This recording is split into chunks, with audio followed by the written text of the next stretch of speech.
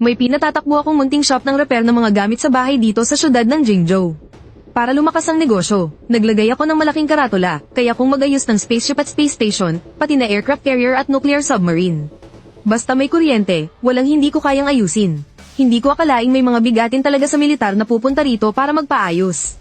Isang araw, habang nakatambay lang ako sa shop at walang magawa, biglang may pumasok na isang napakagandang babae, disente ang pananamit at talagang may dating. Boss, totoo bang kahit ano kaya mong ayusin? Aba, syempre naman. Hindi mo ba nakita yung karatula ko?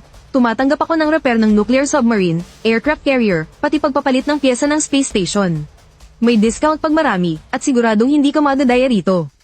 Ano bang ipapaayos mo, miss? Nuclear submarine ba o aircraft carrier?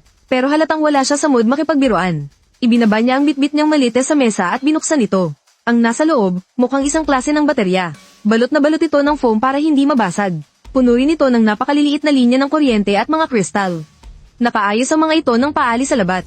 Pagkakita ko rito, napaayos ako ng upo. Ano to?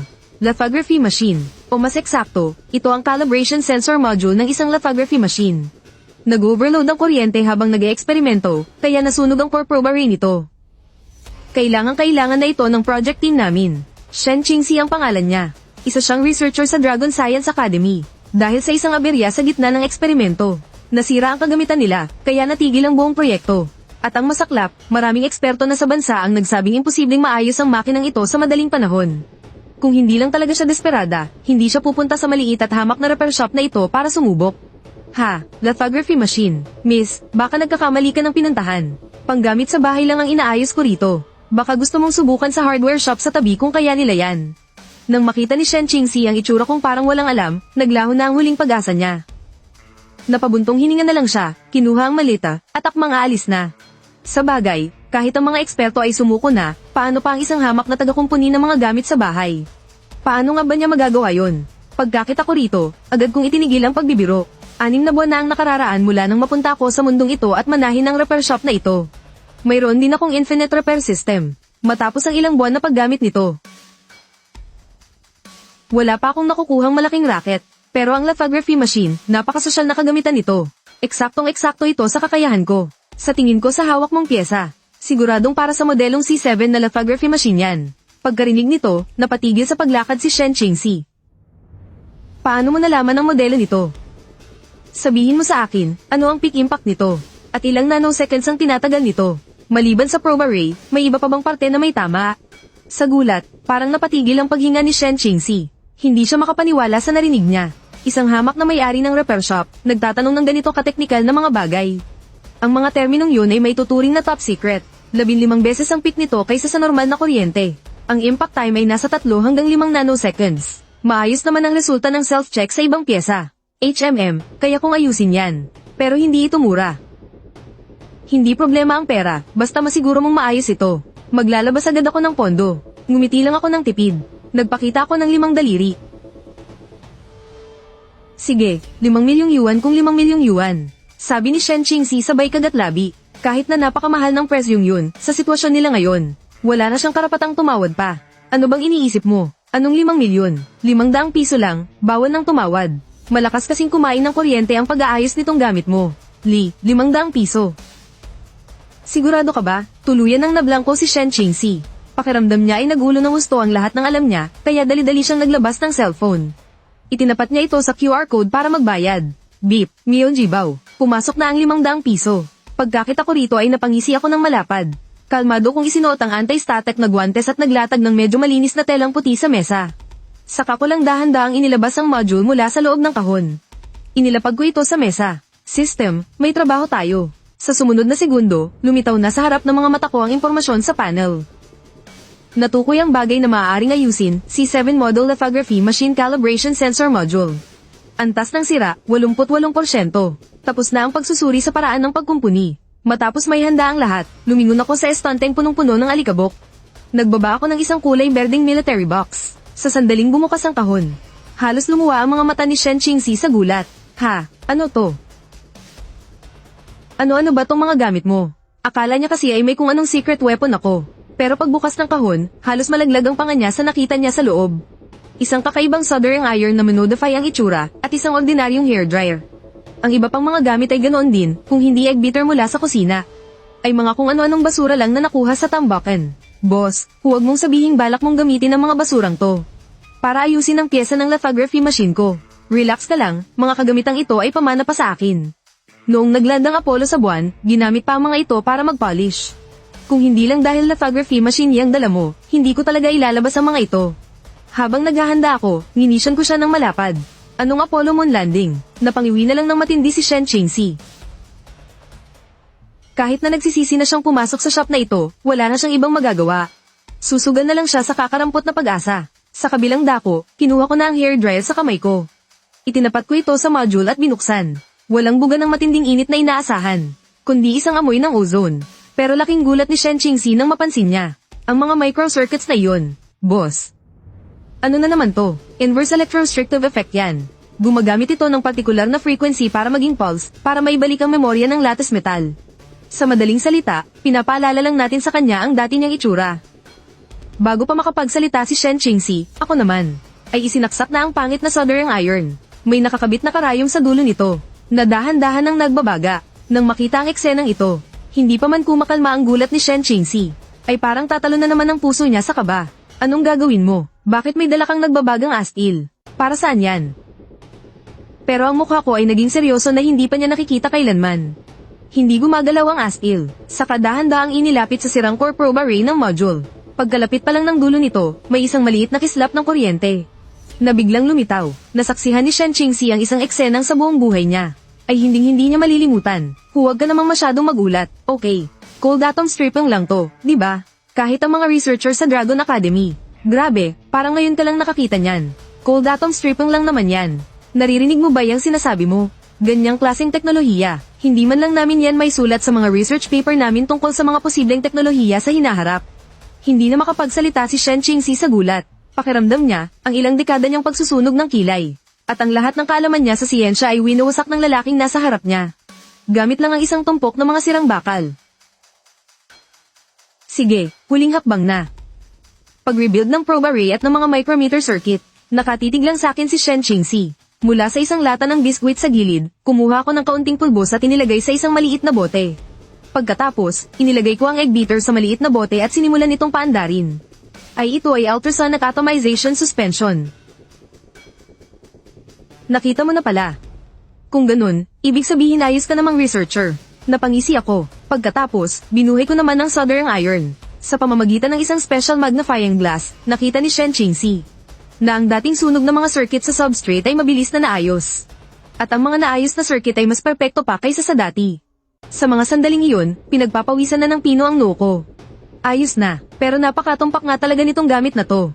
Nang marinig yun, nanlaki ang mga mata ni Shen Qingxi. Ayos na agad.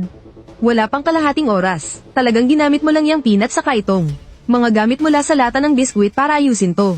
Pinagdududahan mo ba ang galing ko? Di ba't kanina ka pa nanonood dyan sa tabi? Kung hindi ka sigurado, i-check mo na lang. Oo nga pala, tinaasan ko rin pala ang precision ng lithography machine nyo, kaya kailangan niyong magdagdag ng bayad. Sa sinabi kong iyon, lalong nanlaki ang mga mata ni Shen Qingxi. Umuulit-ulit pa rin sa isip niya ang sinabi ko kaninang cold atom stripping technology. Sa gitna ng pagkabigla niya, para sa kanya, isa na akong tunay na henyo. At ngayon, ang henyong ito ay kinakausap siya tungkol sa pinaka-ordinaryong bagay. Boss, yung pera, yung sinabi mo kaninang electrorestriction, ano yun? Anong ibig sabihin nun? Yun ba? Di ba sinabi ko na sayo? Lihim na teknik na minana pa sa mga ninuno. Hindi pwedeng ipasa sa iba. Minana sa ninuno, ilang taon pa lang ba mula nang maimbento ang lithography machine? Ang babata naman pala ng mga ninuno mo. Teka, sabi mo magdadagdag ng bayad. Magkano? Mga ganito lang, 3 daliri. 30,000 ba yan o 300,000? Natigilan na naman si Shen Qingxi. Hindi maganda kung sobrang ibibigay niya. Pero parang mas masama kung kulang. Sige. 300,000 na kung 300,000. Makinig ka nga, huwag mo namang isipin na hindi pera ang pera ng gobyerno. 300 piso, pwede ba? Huwag mong gawing libo-libo. Nang marinig iyon, kumislap ang malalaking mata ni Shen Qingxi, hindi makapaniwala. Naayos na to, hindi ka man lang magpepresyo ng malaki. Teknolohiya yan ng lithography machine. Kahit humingi ka pa ng 10 milyon, ibibigay ko pa rin sa'yo. 800 piso, wala nang tawad. Oo nga pala, nakalimutan kong sabihin kanina. Yung precision ng template ninyo. Tinulungan ko na kayong i-calibrate. Pasensya na, ha? Medyo luma na kasi tong template, hindi ko na napigilan. Masyadong magaspang yung original na resonance frequency, kaya inusog ko ng 1% para sa inyo. Wala naman sigurong epekto to sa project nyo, di ba? Teka, anong sabi mo? 1%. Nang marinig yun, napasinghap si Shen Qingxi. Bilang isang profesional, alam na alam niya kung gaano kahalaga ang 1% yun. Ah, boss, pwede ko bang makuha yung contact information mo? Bakit? Matino akong tao, no? Inayos ko na yung gamit mo. Aba, balak mo pa yatang iuwi pati ako, ha? Napailing na lang si Shen Qingxi. Hindi niya talaga maintindihan kung anong klaseng tao ba tong lalaking nasa harap niya. Minsan, parang isang henyo na nagtatago. Minsan naman, sobrang nakakainis. Hindi, ang ibig kong sabihin, para kung sakaling may kailangan ulit akong ipaayos, mahahanap kita agad. TSS, ang sabihin mo, natatakot ka lang na baka hindi maayos ang pagkakagawa ko tapos hindi mo na ako mahanap, no? Huwag kang mag-alala, nandito lang naman ang shop ko. Pwede kang bumalik kahit kailan. Kung hindi na ayos, ibabalik ko na lang sa'yo yung 800. Napangiwi na lang si Shen Qingxi, pero naisip niyang kailangan na niyang magmadaling bumalik para mag-report. Pero kalalabas pa lang niya ng pinto ng shop, biglang tumunog ang telepono niya. Kinuha niya ang cellphone niya, at nakita niyang si Dinjo daw ang tumatawag. Jiang Linzu, nasaan ka? Hindi ba't pinapaayos ko sa'yo yung lithography machine module? Din, huwag po kayong mag-alala. Naayos na po, papunta na po ako ngayon para ibalik yan. Naayos na. Saan mo pinagawa? Sa isang appliance repair shop po. Jiang Linzu, nababaliw ka na ba? Lithography machine yun. Din, hindi po ako nagsisinungaling. Naayos na po talaga. Yung core sensor array at yung micron level conductive lines, naayos na lahat. At saka, tumaas pa ng 1% ang precision. Pagkarinig nito, natahimik ng matagal ang nasa kabilang linya. Bago dahan-daang nagsalita, nasaan ka? Susunduin kita ngayon dyan. Sa buong biyahe, humarurot ang sasakyan ng Research Institute. Si Joe daw na nagmamaneho sa harap ay nangingitim ang mukha sa galit habang yakap-yakap ang kahon. Ramdam na ramdam niya ang tensyon sa buong katawan. Alam niya na ang Din ay malapit nang sumabog sa galit, pero ang nasa isip niya ay ang mukha nito. Na tila walang pakialam sa mundo at ang mga gamit niyang pang-repair na mukhang mga kalawangin at basurang bakal. Nagdududa na nga siya kung nananaginip lang ba siya kanina. Sa harap ng gusali ng Research Institute, matagal nang nag-aabang ang mga researcher mula sa iba't ibang project team. Pagkahinto pa lang ng sasakyan sa may gate, agad silang pinagkaguluhan ng mga tao. Linzu, kamusta? Naayos na ba yung module? Nasaan na? Ilabas mo na dali, hindi na makapaghintay ang project natin. Naayos na yata. Kung naayos na, edi naayos na. Anong ibig mong sabihin sa naayos na yata? At saka, saan mo ba yan pinaayos? Ang sabi ng mga professional agency natin, aabutin daw yan ng ilang buwan sa pinakamabilis. Ilang oras ka palang nawawala, naayos mo na agad. Sa isang appliance repair shop po. Nang marinig yun ng lahat, sabay-sabay silang napasinghap. Appliance repair. Lithography machine to. Anong gagawin mo sa appliance repair shop? Kalokohan to, di ba? Jiang Linzu, nababaliw ka na ba? Ginagawa mong katatawanan ng buong Dragon Science Academy. Nanginginig siya habang nangingilid ang mga luha sa kanyang mga mata. Sige na, tumahimik kayong lahat. Jiang Linzu, sigurado ka bang naayos na yan? Wala siyang maisip habang tumatango. Sige. Dalhin ninyo yan sa No. 1 dust-free laboratory para sa eksperimento. Kung naayos yan, malaki ang gantimpala mo. Kung hindi naman, humanda kang humarap sa military court. Hanggang dito na lang tayo. Wala siyang magawa kundi ay lagak ang lahat ng pag-asa niya sa mukhang hindi mapagkakatiwala ang may-ari ng repair shop na iyon. Sa loob ng No. 1 dust-free laboratory, ilang profesional ang nakasuot ng protective suit. Dahan-dahan nilang inilabas ang module mula sa kahon. Para sa testing. Diyos ko, anong klaseng welding technique to? Ang ganda ng pagkakaayos sa mga linya. Hala, hindi kaya si Jiang Linzu ay naghanap ng isang eksperto na hindi natin kilala, para lang itong binalik mula sa orihinal na factory. Hindi, mas perpekto pa ito kaysa sa galing sa factory. Wala ka man lang makitang bakas ng pagkumpuni. Makalipas ang ilang minuto, bigla siyang nakarinig ng sunod-sunod na papuri mula sa mga tao sa di kalayuan. Medyo naguguluhan siyang tumingala sa kanila. Teka, parang may mali sa material na ito. Suriin agad ang material na to. Mukhang wala tayong ganitong klaseng repair material dito. Opo, Director. Agad na pinaganya ng materials team ang mga instrumento. Para sa isang full scan at analysis ng inayos na parte ng module. Muling kumabog ng malakas ang dibdib ni Jiang Linzu. Director, base sa ating database, wala pa po tayong ganitong klase ng material. Ano, wala kahit sa database. Taong 2026 na ngayon. Paanong mayroon pang material sa mundo na hindi pa natutuklasan? Bilis, i-on na para sa testing. Hindi na maitago ni Joe daw ang kanyang kagalakan. Mabilis na bumalik ang lahat sa kani-kanilang pwesto. Power system self-check, kompleto, walang anomalya. Internal logic unit check, Kompleto, walang anomalya. Circuit test, tapos na. Ang mga value ay nasa controllable range. Sunod-sunod na lumabas ang mga berdeng mensahe sa malaking screen. Bawat tunog ay nagpatibok ng malakas sa puso ng lahat ng mga naruroon. Isang module na idineklarang nasunog na ay nakapasa sa lahat ng self-check procedures. Hindi ito kapanipaniwala. Bilis, simulan ng precision test. Napaupo si Joe Daho sa silya na tila nanlalambot, na parang naubusan ng lakas. Report, Director. Medyo may mali sa mga value. Ang sinabi ng researcher ay nagpatigil sa mundo ni Jiang Linzu. Mahigpit niyang kinuyam ang kanyang mga kamay. Bumakat na ang pawis mula sa kanyang palad hanggang sa manggas. Nagkaproblema pa rin ba sa huli? Agad na napatayo si Joe Daho mula sa kanyang upuan. Anong problema? Mukhang isa itong napaka-advanced na lithography machine module. Ang mga value ay mas mataas ng 1% kumpara sa ginagamit natin dati. Hinala ko, hindi sa atin ang module na to. Pero parang wala pang ganitong level ng teknolohiya sa mundo ngayon. Mas mataas ng 1%. Tila tinamaan ng kidlat si Joe Daho. Umikot ang kanyang mga mata at dirdiretso siyang bumagsak. Ang lahat ay tuwang-tuwa habang pinapanood ng data na gumugulong sa malaking screen. Pero si Jiang Linzu, sa gilid, ay tulala pa rin nakatingin sa kanila. Kung ganoon, ang ating lithography machine calibration module ay masasabi na bang naayos na? Ayos na ba? Alisin mo yang ba? Oo, ayos na. Xiaozu, hindi lang to basta naayos. Isa tong breakthrough. Malaki ang naitulong mo. Natulala siya. Wala sa sariling itinuro niya ang kanyang ilong. Hindi pa rin siya makahuma sa takot at pag-aalala. Ako, may malaking naitulong. Kanina lang, sinabi ng din na haharap ako sa korte militar. Paano sa isang iglap lang, naging malaking tulong na to. Jiang Linzu, dahil sa iyong pambihirang ginawa sa mahalagang teknikal na hamong ito. Dahil sa iyong husay sa paglutas ng problema, ako, bilang din, ay itinatalaga ka ngayon bilang pinuno ng research group na ito. Nagsimula na siyang pagdudahan ng sarili niyang pandinig.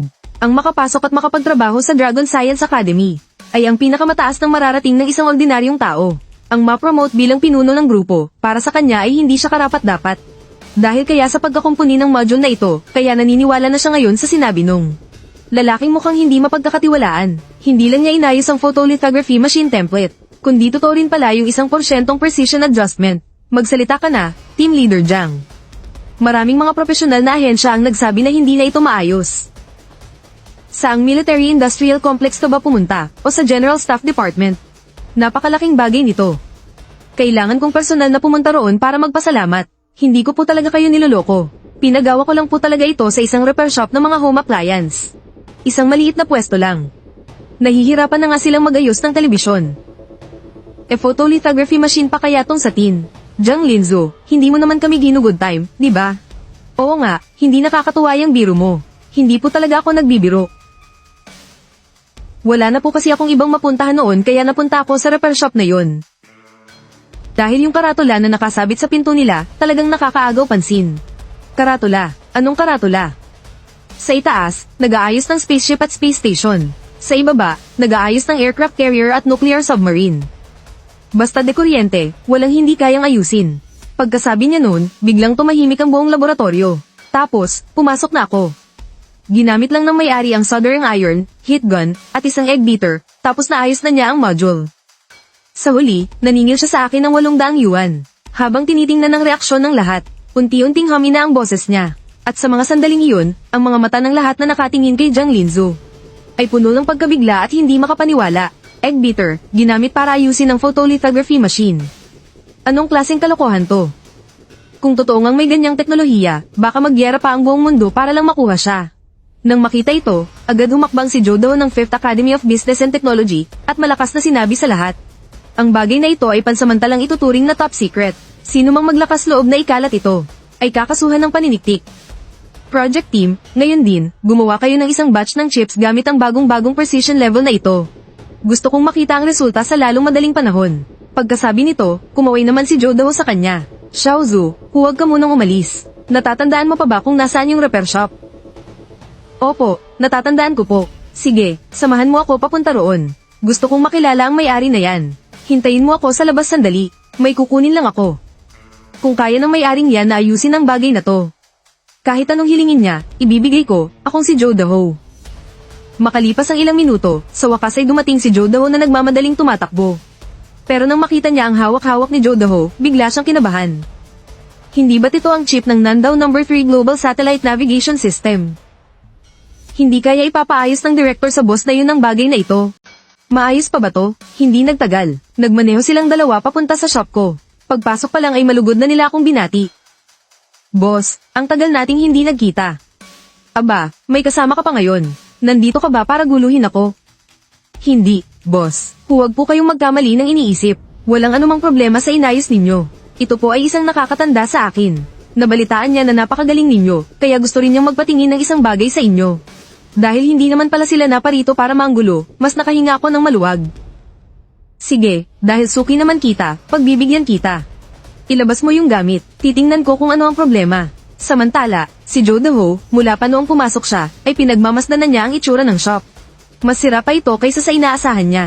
Akala niya, ang isang lugar na kayang magayos ng lithography machine ay mayroon man lang kahit kaunting profesional na kagamitan. Pero hindi lang walang anumang profesional na equipment dito. Sa halip, mas sira pa ito ng di hamak kaysa sa mga ordinaryong repair shop. Nang marinig niya ang sinabi ko, binuksan din ni Joe DeHo ang hawak niyang kahon. Boss, pakitingnan po, maayos pa po ba to? Nagkunwari akong kinuha ang chip at pinag-aralan ito. Pero sa totoo lang, nagsisigaw na ako sa isip ko, system, i-scan mo na agad. Na-detect ang isang item na maaaring ayusin, Nandaw No. 3 Satellite Navigation Chip. Military Encrypted Version. Antas ng sira, 72%. Pangunahing logic gate, overloaded. Data buffer, pamalia. HMM, pang-militar. Pagpasok pa lang niya, alam ko nang hindi ordinaryo ang matandang to. Hindi ko inakalang taga-militar pa pala siya. Mukhang napansin na ako ng mga nasa itaas. Binata, itong chip na to ay... Ito yung navigation chip ng Nandaw Satellite, di ba? Pumutok ang main logic gate, kaya pati yung data cache area, sira na rin. Malamang dahil sa biglaang malakas na power surge. Ang hina pala ng mga protective measure ninyo. Pagkasabi ko noon, biglang tumahimik ang buong repair shop. Sa mga mata ni Joe DeHo na bakas na ang pinagdaanan, sa unang pagkakataon, lumitaw ang isang ekspresyon ng matinding pagkabigla. Mukhang may ibubuga pala ang batang to. Boss, kaya mo bang ayusin to dito? Kayang ayusin. Pero yung bayad, sabay tinaas ko ang 5 daliri ko. At iwinagayway sa harap ng mga mata ni Joe DeHo. Nang makita ito ni Joe DeHo, halos mabaliw siya sa tuwa sa isip niya. 500,000. Huwag nang pag-usapan ng 500,000. Kahit na 50 milyon pa yan, sulit na sulit pa rin talaga. Sige, scan sa Kodo Cash. Hindi 500,000, 500 piso. Ano, 500 piso? Hindi mo man lang mabibili yung kahon ng chip sa halagang 500 piso. Ang presyong yan ay isang insulto sa pinakamataas na teknolohiya ng bansa. Nasa sa inyo kung ipapaayos ninyo o hindi. Kayong mga taong nasa research. Ang dali-dali lang sa inyo ng pera. 500 piso lang. Kahit isang kasing pa ang idagdag, hindi ko yan aayusin. Ipapaayos. Boss, ipapaayos namin. Dali-dali niyang inilabas ang kanyang cellphone. Itinutok niya ang phone sa QR code para magbayad. Hindi na nakapagsalita si Joe DeHo. Kitang-kita niya kung paano ang isang strategic level na top-tier chip na napakahalaga sa bansa ay tinanggap lang ayusin ng isang binata sa halagang 500 yuan. TSK, kung hindi lang dahil suki ko na kayo, hindi ko tatanggapin ang trabahong to. Akala nyo ba kailangan ko yung 500 nyo? Kakatwa. Pero kitang-kita kung paano nagbago ang kulay sa mukha ni Joe DeHo. Maliit na bagay lang sa'yo to. Ito ang pinaka-core ng buong Beidou Satellite. Kanina lang, ang seryoso ng taong to. Bakit bigla siyang naging ganito kayabang?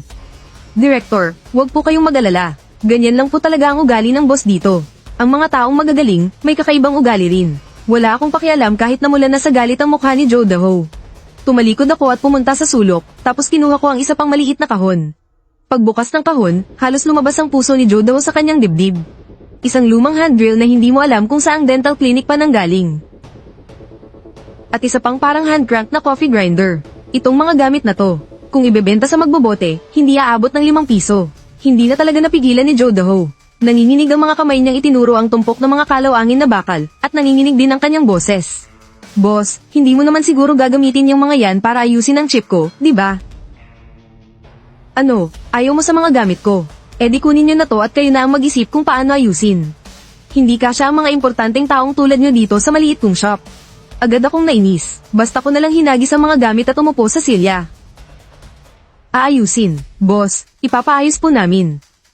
Tingnan niyo po, bayad na kami. Nang makita ang sitwasyon, Agad na umawat si Jiang Linzu. Namumula na ang buong mukha ni Zhou Deho. Pero pinigilan lang siya ni Jiang Linzu. Sinulyapan ko si Zhou Deho. Pagkatapos, dahan-dahan kong inipit ang chip gamit ang parang plancha. Kasabay nito, sanay na sanay si Jiang Linzu na. Kinuha ang espesyal kong magnifying glass. Sa pamamagitan ng magnifying glass, nakita ni na Zhou Deho at Jiang Linzu ang isang hindi kapani-paniwalang eksena. Teka, anong klaseng teknolohiya to? Pinaplansya mo ba ang chip? Nagsitayuan ng lahat ng balahibo ni Zhou Deho. Pakiramdam niya, nasayang lang ang lahat ng taon niya sa pagsasaliksik. Kung ang plansya ng buhok ay kayang magayos ng chip, para saan pa ang lahat ng pinag-aralan ko? Kung alam ko lang, sana bumili na lang ako ng plansya sa supermarket sa halagang 20 pesos. Nakatipid pa sana ako ng 500. Xiaoshu, sigurado ka bang ganito niya inayos ang lithography machine? Parang niloloko lang niya tayo. Paano to naging pag-aayos? Oo nga po, Director. Tingnan niyo po yung powder. Ang tawag sa technology na yan ay ultrasonic atomization suspension. Ultrasonic atomization suspension. Anong teknolohiya yan? Nasa libro ba yan? Hindi ko na sila pinansin at kinuha ko ang dental hand drill. Idinikit ko ang powder sa sirang parte ng chip para ayusin ito. Halos pareho lang ang proseso sa pag-aayos ng module ng lithography machine. Pero magkaiba ang mga materyales na ginamit. May mga kislap ng kuryente na halos hindi makita ng mata. Na tumatalon mula sa dulo ng karayom papunta sa mga circuit ng chip at maingat na inaayos ang bawat nasirang bahagi. Mas imposible pa to kaysa sa mga napapanood sa pelikula. Sige, tapos na. Tapos na agad? Chip to ng Beidou Satellite Navigation, ha? Ang bilis mo namang ayusin. Kahit dalhin pa yan sa mga profesional na ahensya, aabutin sila ng ilang buwan bago makaisip ng solusyon. Ano pa ba? Magpapagung at magpuputol ng ribbon. Tapos magpapasalita pa kayo ng leader nyo. Gustong-gusto nang magmura ni Zhou Deho ngayon. Magaling nga tong batang to, pero ang talas talaga ng dila. Isang salita lang niya, halos hindi na ako makahinga habang pinapanood siyang basta nalang inihagi sa mga gamit sa kahon. Yung itsura niyang parang wala lang, para bang nagayos lang siya ng rice cooker na hindi umiilaw. Isang malaking pakiramdam ng kabaliwan ng bumalat sa buong katawan ni Zhou Deho. Siguro nababaliw na ako. O baka nananaginip lang. Paanong posible to? Biglang namula ang mukha ni Zhou Deho, at para bang nahihirapan na siyang huminga. Director, ayos ka lang ba? Oy, inayos ko lang naman yung gamit ninyo. Huwag ka namang mamatay dito sa pwesto ko. Kailangan ko pa tong maliit na shop para mabuhay, no? Buwa, wala. Sinikap ni Zhou Deho na pakalmayan ng sarili. Director, masanay na po kayo. Ganyan talaga si boss. Ganyan talaga. Xiaozu, alam mo ba kung gaano? Kalaking dagok ito sa akin. Ang buong Dragon Science Academy natin, may daan-daang eksperto. Yung problemang pinagpuyatan at pinaghirapan nating lahat pero di masolusyonan, inayos lang niya gamit ang ilang sirang dental drill at pangkulot ng buhok. Lolo, naayos ko na yung gamit mo. Tsaka, yung lip algorithm nyo medyo basic. Tinulungan ko na kayong baguhin ng kaunti. At saka, kulang yung bilang ng latex sa pinakailalim na layer. May problema rin sa pagkakaayos. Inayos ko na rin para sa inyo. Wala yon. Nang makitang bumalik na sa dati si Zhou Deho. Saka lang ako nakahinga ng maluwag at sinabing, balak ko pa sanang pasingilin si Zhou Deho ng dagdag na 200 yuan. Pero nakita kong halos himatayin na siya kanina, kaya huwag na lang. Baka dito pa talaga bawian ng buhay yung matanda. Ano? Sa sandaling panahon, hindi mo lang inayos ang chip. Na-optimize mo pa ang algorithm at inayos ulit ang lattice layout. Gawa ba yan ng tao? O sige na, kunin nyo na pabalik yung chip. Hindi ko na kayo sisingilin ng dagdag ngayon. Laking swerte nyo. Mas stable na dapat ang lip frequency ngayon. Ang timing error, sa teorya, pwedeng bumaba pa ng 1 hanggang 2 order of magnitude. Hindi ko kayang i-calculate kung gaano kalaki. Dalhin nyo na lang pabalik at i-test nyo. Hindi na kinaya ni Zhou Deho. Nanlaki ang mga mata niya. Nanlambot ang mga tuhod, at diretsong bumagsak sa sahig. Samantala, sa No. 1 Cleanroom Laboratory ng Dragon Science Academy, abala ang mga tao.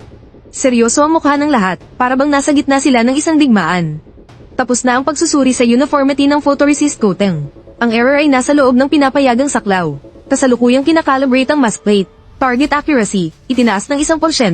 Near-recalculate ang mga alignment parameter. Stable ang pressure sa vacuum chamber. Naabot na ang preset value. Sunod-sunod ang mga ulat na naririnig.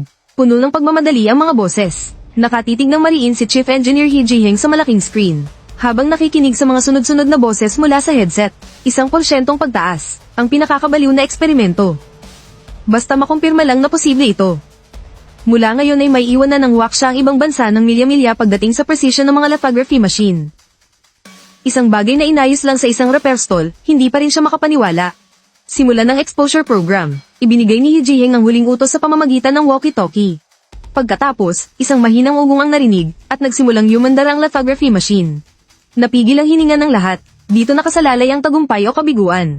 Mabilis na gumugulong ang data sa malaking screen, bawat karakter ay parang kumakabog na malakas ang dibdib ng lahat. Kompleto na ang exposure. Malinaw ang pagkakadevelop, tuyo na. Bawat hakbang ay perpektong-perpekto, parang nasa textbook.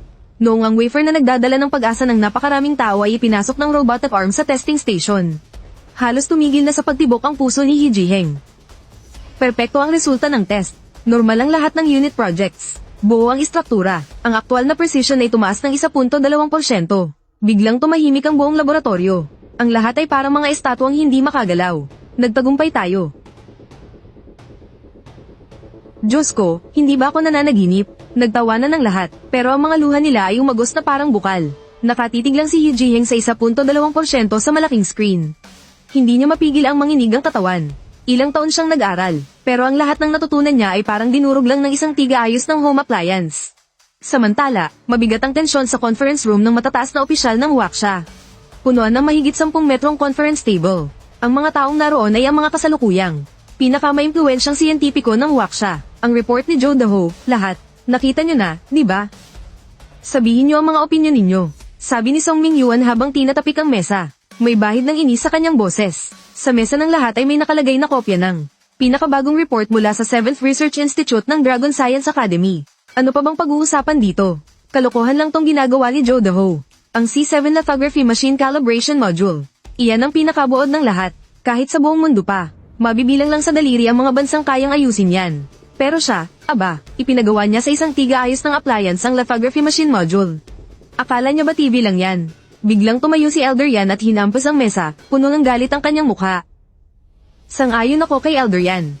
Ano bang nakasulat sa report? Minanang galing, isang dalubhasa mula sa masa. Akala niya ba nagsusulat siya ng martial arts novel? Sa tingin ko, masyado lang pressured si Joe Daho. At nag-hallucinate na. Ilang taon na tayong sinasakal ng mga kanluraning bansa. Naiintindihan namin na sabik na ang lahat, pero sa mga panahong ganito, lalo na dapat tayong mag-isip ng malinaw. Pagsisinungaling itong ginagawa ni Joe Daho. Hindi na ito simpleng kapabayaan lang, kundi isang malubhang paglabag sa disiplina. Lalong bumigat ang tensyon sa loob ng conference room. Halos lahat ay iisa ang opinyon. Nakikinig si Song Mingyuan sa diskusyon ng lahat, lalong kumunat ang kanyang noo. Kilala niya si Joe Daho bilang isang napakametikulusong siyentipiko. Hindi siya basta-basta nagsasalita ng walang basehan. Ang mga kontribusyon ni Director Joe Daho sa larangan ng siyensya ay nakita nating lahat. Baka naman may ibang dahilan sa likod ng pangyayaring ito. Anong dahilan pa ang posibleng meron? Sa tingin ko, ang pinakamalaking kababalaghan dito ay ang report mismo. Dapat nating itigil agad ang lahat ng research projects ng 7th Research Institute at magpadala ng investigation team para mag-imbestiga. Sumasang-ayon ako. Tiningnan ni Song Mingyuan ang galit na reaksyon ng mga tao. Napabuntong hininga siya. Mukhang nasagad ka na ngayon, Joe Daho. Sa sandaling iyon, may kumatok sa pinto ng conference room. Namumula sa pagmamadali ang mukha ng sekretaryang nasa labas. Minister Song, may isa pa pong urgent report galing sa 7th Research Institute. HMP, si Joe Daho na naman. Wala na ba siyang katapusan? Baka sa susunod na report niya, sabihin niyang nakagawa na siya ng Gundam. Suminghal si matandang yan, lalong pumangit ang ekspresyon ng mukha niya. Ayon sa report, kara-rating lang ng development mula sa ikapitong Research Institute. Isang bagong klase ng chip ang nagawa, na gumagamit ng wapleng bagong pamantayan sa pag-scale. Gaano kabago ang bagong pamantayan? Ayon sa report, tumaas ng 1% ang precision nito kumpara sa dati nating ginagamit. Pagkasabi niyon, biglang tumahimik ang buong conference room. At agad, sumabog ang tensyon sa kwarto. 1%. Anong ibig sabihin yan? Akin na ang report. Mabilis na sumugod si matandang yan at kinuha agad ang report. Matapos niyang suriin ito ng ilang beses, hindi niya mapigil ang manginig. Anong nangyari, matandang yan? Ayos lang po ba kayo? Walang problema sa datos, di ba? Pero paanong posible to? Pwedeng magsinungaling ang tao, pero hindi ang datos. Ilang taon na siyang nasa scientific research. Kung may datos na mali, isang tingin pa lang ay malalaman na niya agad. Pero ang datos sa report na ito ay talagang totoo. Sabi ko na nga ba, sa tagal ni Joe Daho bilang direktor, siguradong hindi siya lalabag sa mga patakaran. Pero napakakakaiba ng sitwasyong ito. Baka naman ito na ang naipon nilang kaalaman noon. Nasaktong umabot sa kasukdulan, at dahil sa swerte ay nagkaroon sila ng breakthrough. Swerte, 1% ito. At tatawagin ninyo itong swerte. Hindi pinansin ni Song Mingyuan ang pagtatalo ng lahat. Nagmamadali niyang kinuha ang report at sinuri itong mabuti. Makalipas ang ilang sandali, ang kanyang mga mata ay paulit-ulit na tumitig sa 1.2% breakthrough. At sa bagong chip, mga kasama, walang duda sa datos na nasa report na ito. Ibig sabihin, hindi peke ang report ni Joe Daho. Pero ang problema ngayon ay itong repair shop. Huminga ng malalim si Song Mingyuan, may bahid ng tuwa ang ekspresyon sa kanyang mukha. Pero mas nangingibabaw ang pagkalito. Isang home appliance repair shop na may hidden master o mina ng kaalaman.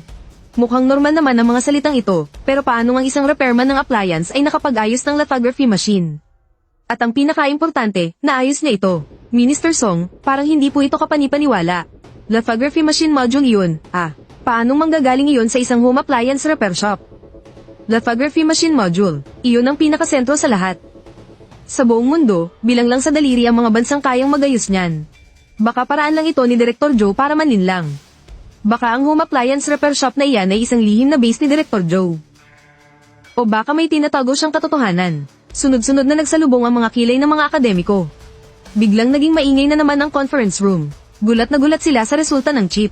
Pero habang lalo silang nagugulat, lalo silang nagiging mausisa tungkol sa home appliance repair shop na ito. Itong home appliance repair shop, kailangan nating alamin ng tungkol dito. Sige, Shaoli, magayos ka ng ilang tao para sa akin. Hanapin ninyo itong repair shop. Boss, tingnan mo nga kung kaya mong ayusin ito. Inilapag ng isa sa mga lalaki ang isang maliit na gamit sa counter. Kwadrado ang itsura ng gamit na iyon, walang anumang mamahaling balot. Ano to? Lumang MP3. O lumang power bank. Tama, isa itong lumang music player. Boss, kaya mo bang ayusin? Music player. Ganyan ba ang itsura ng music player ninyo? Sinong niloloko nyo? Kanina pa lang, pagpasok ng dalawang ito, nasuri ko na agad ang nasa katawan nila. Kitang-kita ko ang lahat ng gamit na may kuryente. Ang bagay na ito sa harap ko ay isang Black Dove military grade encryptor. Ang dahilan ng sira ay dahil sa isang security lock dulot ng maling pagpatay. Ang dalawang ito ay hindi talaga nagpapagawa ng gamit. Nandito sila para kilatisin ako. Mukhang luma na itong gamit na ito. Medyo mahirap itong ayusin, itong mga ganitong klaseng lumang gamit. Dito talaga nasusubok ang galing mo. Kadalasan, hindi naman ito sira. Nagtatantrums lang. Hinawakan ko ang listening device at tinimbang-timbang. Nagkatinginan ng dalawa sa ginagawa kong pagpapamisteryoso. Halatang naiinip na sila. Sa pagkakataong ito, ni hindi ko man lang inilabas ang egg beater. Tinapak ko lang ng ilang beses ang listening device gamit ang daliri ko. May ritmo at mabagal ang tunog. Mukha lang itong ordinaryong pagtapik, pero ang dalawang tao roon ay pinagpapawisan na ng malagkit. Siya, ang tinatapik niya ay ang emergency sequence reset. Oo, narinig ko. Ito ay isang national level na listening device. Ang ganitong sequence reset ay ginawa para sirain ang internal sensor nang hindi nahahalata. Pero isang may-ari ng repair shop ng appliances. Paano niya na lamang maayos ito sa ganitong paraan? Habang naguguluhan ng isipan ng dalawa, kumislap ang pulang ilaw sa listening device na hawak ko. Ayan, ayos na. Sabi ko na nga ba, kailangan lang turuan ng leksyon ng mga ganitong gamit. 20. Scan o cache. Inihagis ko ang listening device sa mesa. Itinaas ko ang dalawang daliri sa kanila. Tulala ang dalawang magkasama. Paano mo nalaman? Ano? Hindi ba't sinabi ko na? Kasanayang minana sa pamilya. Ginamit ng lolo ko ang kakaibang galing na ito para ayusin ang constipation ng traktora sa aming baryo noon. Pero teka nga, mga boss. Dinala nyo itong listening device at sinabing MP3. Hindi naman yata tama yun, di ba? Itong listening device, kung binaklas ko ito na parang isang music player. Kaninong kasalanan kung masira? Nang marinig yun, nagsitayuan ng mga balahibo nila. Para silang tinamaan ng kidlat. Akala nila, walang alam ang binatang ito. Pero ang totoo, alam na niya mula pa noong pumasok sila. Ano, kaming dalawa, basang-basa na ng pawis ang dalawa. Pula na ang mga mukha nila. Sige na, tama na ang Saturday. 20 pesos, ay transfer nyo na dali. Huwag niyong isiping takasan ng bayarin, ha? May surveillance ako dito sa buong proseso. Sige, magbabayad kami. Sunod-sunod na tumango ang dalawa, sa kaagad na inilabas ang kanilang mga cellphone. At nagmamadaling nag-scan para sa 20 pesos. Oh, may kailangan pa ba kayo? Ayos na, bakit hindi pa kayo umaalis? Sinulyapan ko ang notification ng bayad. Saka ako nagtatakang tumingin sa kanila. Aalis na kami ngayon din. Kinuha ng dalawa ang listening device at umalis sa maliit na shop na parang tumatakas. Yaw. HMP, akala mo kung sino. Gayunpaman, pagkalabas lang nila ng shop. Sumakay ang dalawa sa kotse, habol hininga. Minister Song, kami po ito. Kumusta po ang sitwasyon? Mayroon po ba talagang repair shop na ganoon? Nahanap po namin. Totoo pong may shop, kaso, medyo kakatuwa ang taong ito. Mas kakaiba siya kaysa sa inaakala natin. Pagkapasok pa lang namin, nahulog na kami agad sa patibong niya. Hindi lang niya agad nalaman kung ano yung ipinapagawa natin. Alam pa niya yung paraan para ma-unlock yung naka-encrypt. Paanong nangyari yun? Yung listening device na yun, pinakamataas na antas yun. Ginawa yun para labanan. Ang trabaho ng mga ahente ng iba't ibang bansa. Nagbibiro ka ba, Minister Song? Totoo po ang bawat salita ko. Talagang may kakaiba sa may-ari ng repair shop na yun. Mahirap ipaliwanag sa maikling sandali lang. Sige, bumalik muna kayong dalawa. Opo, sa loob ng ospital, amoy na amoy ni Joe Daho ang disinfectant. May mahinang tunog na nagmumula sa heart monitor. Director, gising ka na. Yung chip natin. Nandito po ang chip. Dali-dali niyang kinuha ang maliit na kahon. Agad itong tiningnan ni Joe Daho. Ligtas ang chip sa loob. Noon lang siya nakahinga ng maluwag. Gusto ko nang lumabas ng ospital. Director, sabi po ng doktor, hindi pa po kayo pwedeng lumabas. Kailangan niyo po munang magpahinga. Hindi pwede. Kritikal ang panahon ngayon. Kailangan kong lumabas ng ospital. Nagpumilit si Joe Daho na bumangon at nagmamadaling nagbihis. Mahigpit niyang yakap-yakap ang chip ng Nandaw satellite. Dati, para lang itong basura. Pero ngayon, ito na ang kanyang kayamanan. Magmaneho ka na, babalik na tayo agad. Maya-maya lang, tanaw na ang gusali ng 7th Research Institute. Dumaan ang sasakyan sa sunod-sunod na security check. Huminto ito ng maayos sa tapat ng entrance ng office building. Kagigihinto pa lang ng sasakyan. Bakas sa mukha niya ang pag-aalala. Anong problema? Anong nangyari? Director, may mga taga-central system na dumating. Nasa laboratorio sila ngayon. Puntahan natin. Central System. Bakit sila biglang pumunta sa 7th Research Institute? Ang sabi, mag-i-inspeksyon daw sila. Yung bagong high-precision chip na gawa ng lithography machine natin. Tungkol daw sa 1% na precision. Hindi raw sila makapaniwala, kaya sila na mismo ang pumunta para tingnan. Anong sabi mo? Nagawa na yung 1% chip. Nang marinig ito, halos lumuwa ang mga mata ni Joe Daho.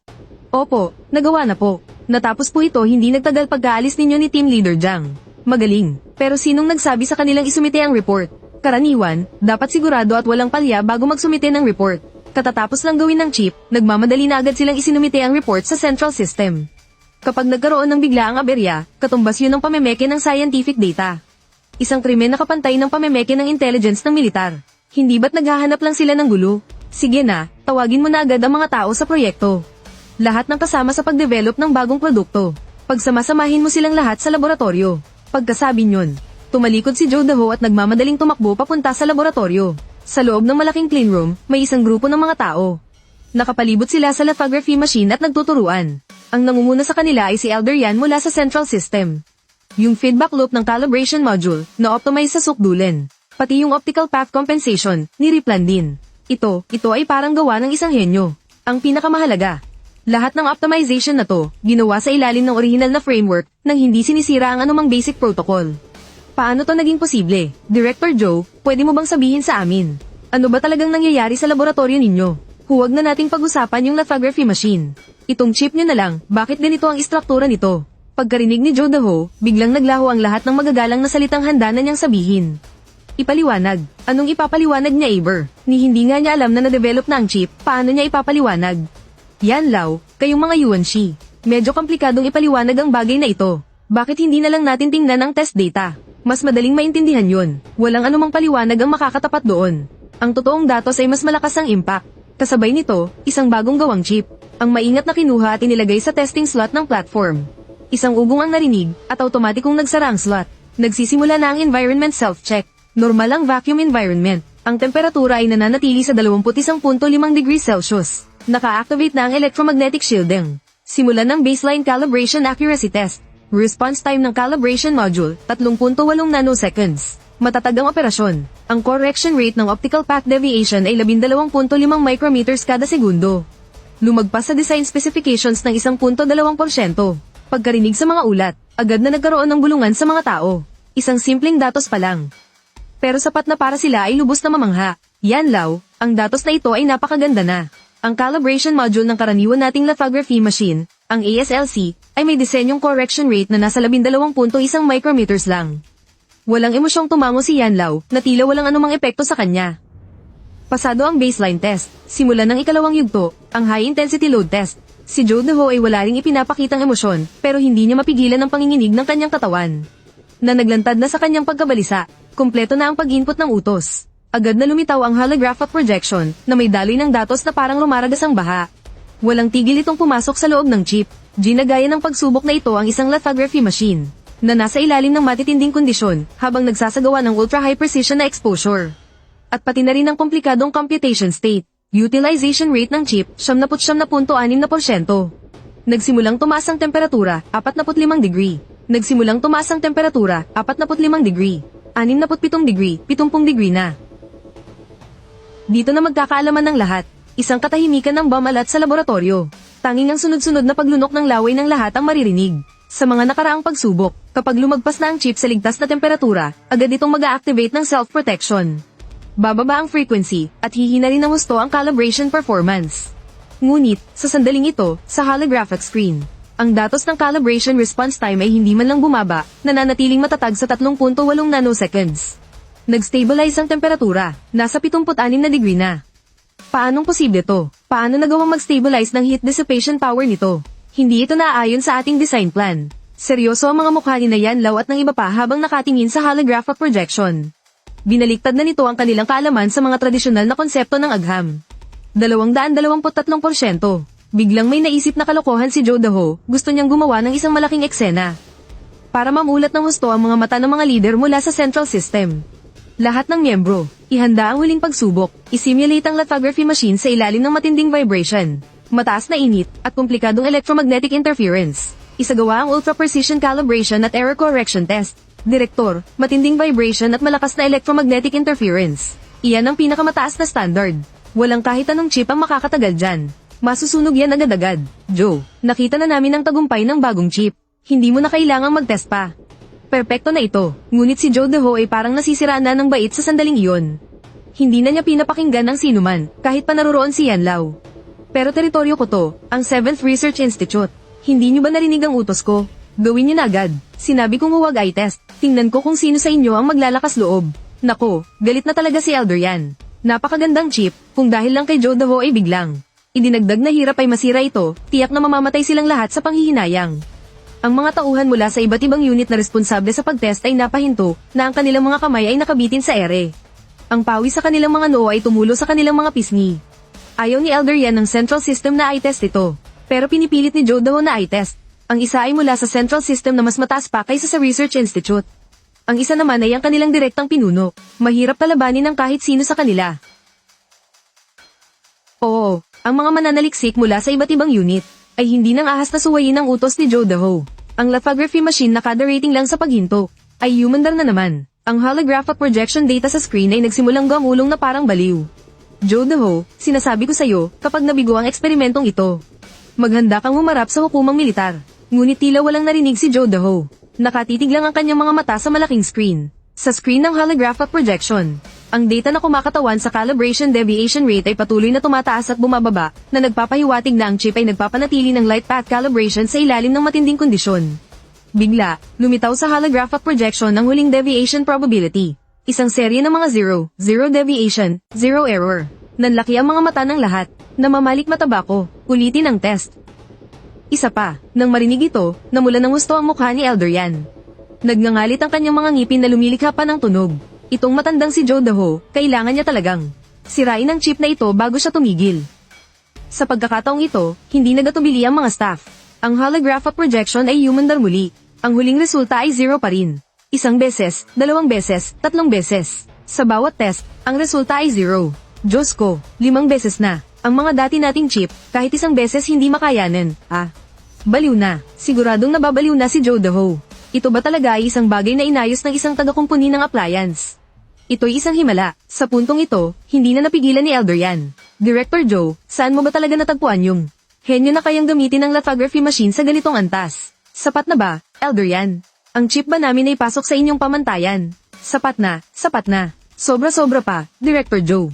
Yung sinabi nyo kanina na ipapadala ko sa hukumang militar. Naging pika na rin ngayon si Joe Daho.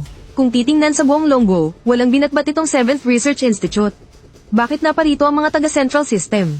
Hindi ba't dahil hindi sila nagtitiwala sa akin? Isang test, hindi ka naniniwala. O sige, binigyan kita ng 5 beses. Naniniwala ka na ba o hindi? Tingnan mo nga naman, Director Joe. Pareho na tayong matanda, bakit kailangan pang maging ganito ka seryoso? Hoy, ikaw, pumunta ka sa kotse ko, sa trunk. Kunin mo yung pinakamagandang dahong pau ko. Ipatikim mo kay Director Joe. Natulala ang lahat sa paligid. Sa buong Central System, sino ang hindi nakakaalam na mainitin ang ulo ni Elder Yan? Director Joe, ito po ang detalyadong data report ng ating 5 tests. Pakipirmahan po. Ako na. Bakit pa natin naabalahin si Director Joe para sa ganito kaliit na bagay? Agad na kinuha ni Elder Yan mula sa staff ang isang salansan ng mga dokumento at sinimulang suriin ito ng mabuti.